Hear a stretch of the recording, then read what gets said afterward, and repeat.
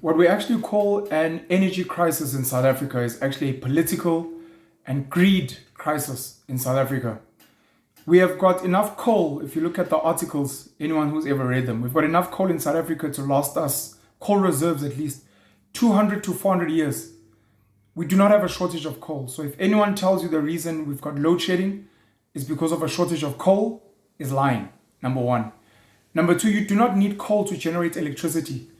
The reason we have coal is because the coal is burnt. It's burnt so that it can boil water, and that water is used so that there can be steam to spin turbines at Eskom. You can use other materials. Coal is the cheapest and it is more durable. You can use uranium as an example, but we're still speaking about nuclear. Jacob Zuma, under his administration, suggested nuclear energy, and he started talks with Russia. But a lot of people that were anti-Jacob Zuma, a lot of people that felt that he was corrupt and he was not the right person to drive the agenda, didn't want nuclear. Unfortunately, in that time, they also said things like nuclear is expensive, etc., when all they needed to say is that we do not trust Jacob Zuma as president and we do not trust his team to roll out nuclear, even though it is a good idea. We do not have a shortage of coal. Some of the coal that is currently being sold is really good quality coal. A lot of it has been sold decades, if not centuries, in this country. You might find a lot of it is just coal that has been sold previously and there's no additional coal. The issue that we have is that President Cyril Ramaphosa, the ANC and government have agreed to move away from coal in a country that is very coal rich and where coal, as I said, is cheap to generate electricity in the process. And they've taken loans to move to alternative loans that we may not be able to pay back from the West. What is the West doing? Is the West moving to alternative? No. They're actually doing the opposite. What they're doing while we're moving away from coal is they actually buying our coal to power Europe, to power America, and to some extent to power Asia as well. So you find this hypocrisy of our leading party, the ANC, and our government saying, let us move away from coal in a coal-rich country. Let us take loans from the West, but we will keep selling our coal to the West, which is cheaper for them to generate electricity. So we have a political problem where our politicians are signing deals which they might be earning commission, they might be benefiting in some way with the West to favor the West to take our coal, which we need. That is the one part. The second part is that Eskom, as far as I'm concerned, is bloated. The workforce is too big. We've seen the same thing at the SABC. A lot of people need to be retrenched at Eskom. It is not great when people lose their jobs. It affects a lot of families. It affects a lot of communities. It affects a lot of businesses. But from a business perspective, you do not need that many employees, and their payroll ends up being very high and unsustainable. And understand, Eskom is one of the employers in this country that pays some of the highest wages. So we've got too many people working at Eskom is another problem. Another problem is we've got suppliers to Eskom who have not been reviewed successfully from apartheid days, who have what we call evergreen contracts. They are supplying coal at a very expensive rate to Eskom, and Eskom has not been successful in reviewing and lowering these supply contracts. Some of these contracts include politicians and some of the politicians' friends who are suppliers to Eskom, whether they own mines, whether they are involved in the process of supplying the coal, or whether they're involved in owning the trucks that supply that supply Eskom from the mines. The politicians, some of the politicians' friends, Cyril Ramaphosa, his family, some of his business associates have been involved. Some other politicians, the Saki Macozomas of this world, the Mzi Kumalos of this world, and some other politicians, some of your favorite politicians, whether directly or indirectly, are involved in that value chain and then do not want to lose money that they are currently making in supplying. We could effectively lower the cost of the supply to Eskom, but it is not happening because, again, politicians, big business, this includes white people, Indian people, that are making money from supplying Eskom. Then there's corruption.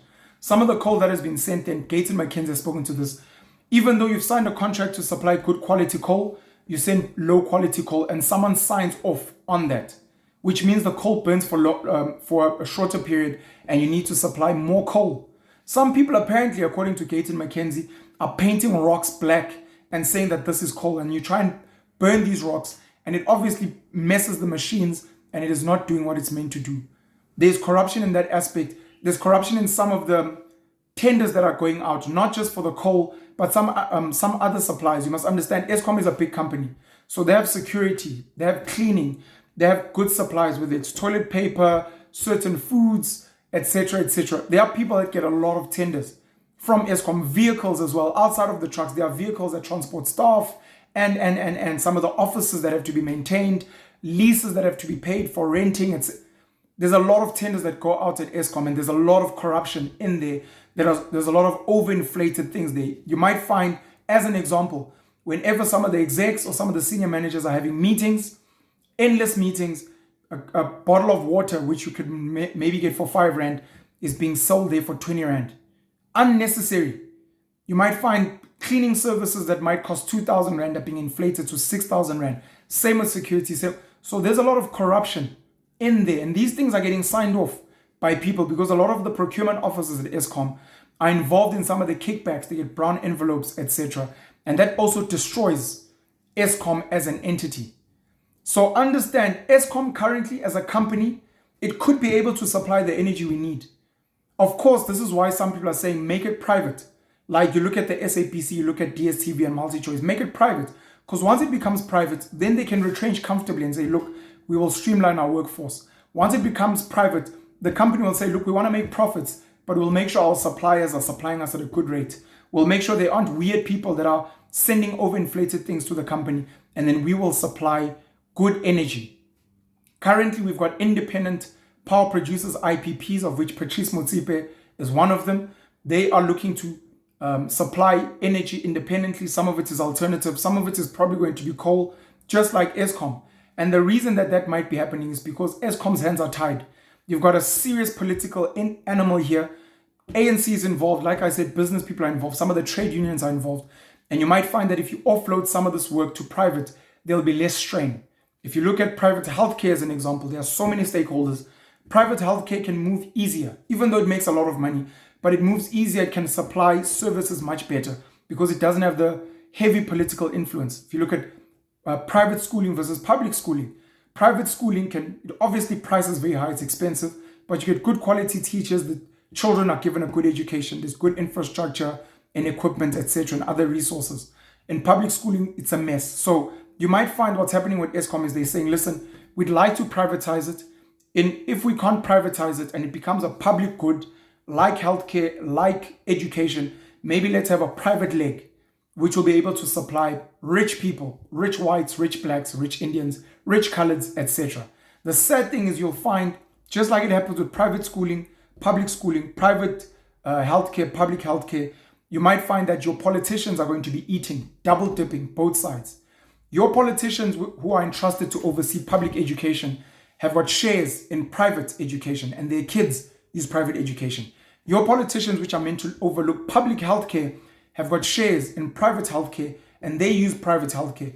Your politicians that are entrusted to oversee Eskom are going to have shares in independent power producers, and they're probably going to be using some of this private energy, just as they use private security and other private products as well.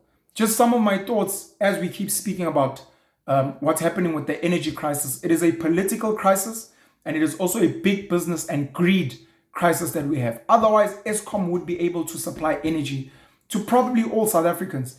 And we also are not even looking into solar, which we've got enough sun to be able to actually power South Africa as well. For the rest of you, look for alternative options. Some of you can afford to send your kids to private schools. Some of you can afford medical aid and private healthcare. Some of you can afford private security. If you can, that means you can afford solar. Just budget for it, just like any other account. Pay for it every month. You can afford solar. It means you can afford to change your stove from an electric to a gas stove. You can change your heater from an electric to a gas heater. You can maybe even pipe your house with gas, that gets loaded outside or installed outside and then pumps it into the house. You can use some other alternative models because you can afford it. And then the rest of the people will use Eskom and public energy. And sadly, you find a big chunk of the population, especially in the townships, are illegally connected and are not paying for electricity. We've seen that some government departments are not paying for the electricity. Some big businesses are not paying for the electricity. There's an argument that BHP Billiton, a big mine, and some other mines, they are actually the biggest consumers of energy from Eskom. But if you look at how much They are paying for that electricity. It's a fraction of what the citizens have to pay. And people are complaining now with NERSA and Eskom agreeing to a close to 19% electricity hike. I know AZAPO is staging a sit-in at NERSA. I know the DA and other people are looking to march to Luthuli House. They should be marching to NERSA. They should be marching to the union buildings. They should be marching to Megawatt Park. But they're marching to the Luthuli buildings because they claim this is all the ANC's fault. Anyways, Penuel the Black Pen, just giving some of my thoughts on the supposed energy crisis in South Africa. Cheers.